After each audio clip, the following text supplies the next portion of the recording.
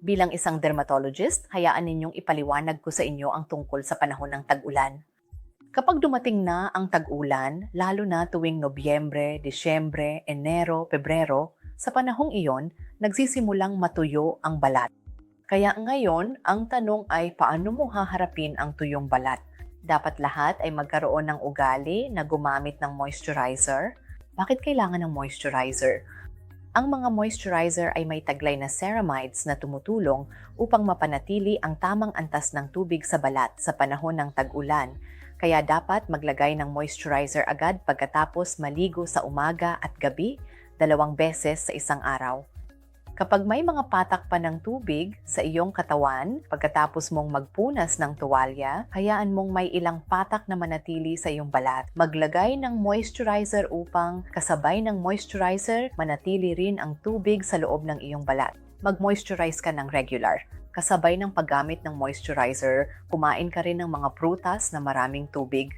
Bakit mga prutas na maraming tubig? Dahil ang mga prutas na maraming tubig ay mayaman sa vitamin C na nagpapalakas ng iyong immunity upang sa panahon ng pagbabago ng klima, tumibay din ang iyong resistensya at maiwasan mo ang mga viral infection na madalas sa ganitong panahon at siguraduhin ding may sapat na tubig ang iyong buhok at balat.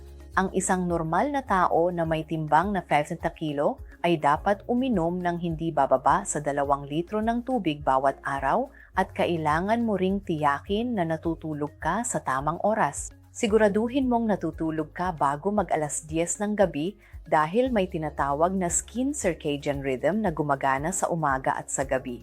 Kapag mas gabi ka natutulog, naaabala ang skin circadian rhythm mo, kaya nagkakaroon ng paglalagas ng buhok, mga pantal sa balat, at lahat ng mga bagay na maaaring namamana mo ay maaaring ma-activate ngayon.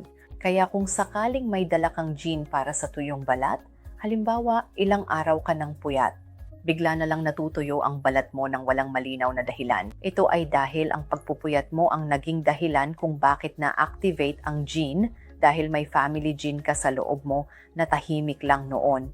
Nang bumaba ang immunity mo dahil sa pagpupuyat, na-activate ang gene at kitang-kita mo na ngayon ang pagkatuyo ng balat mo.